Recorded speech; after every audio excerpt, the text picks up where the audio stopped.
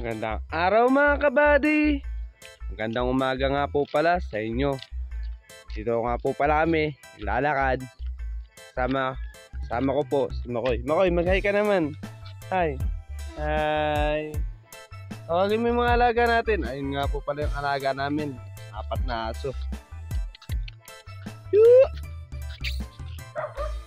Sarap nga po pala maglakad pagka gantong oras, bago mag 6 AM.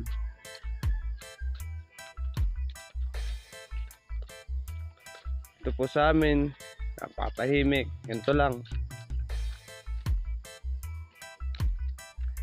Yan po.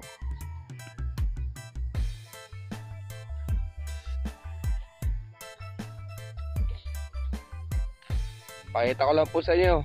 Ito po yung bulaklak ng kalabasa. Ayan po. Joke lang po. Biro lang. Hindi po yung bulaklak ng kalabasa.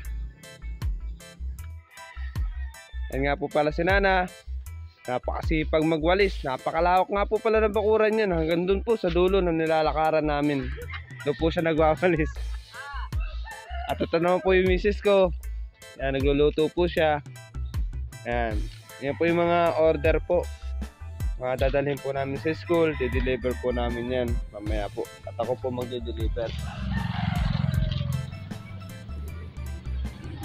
Yan po.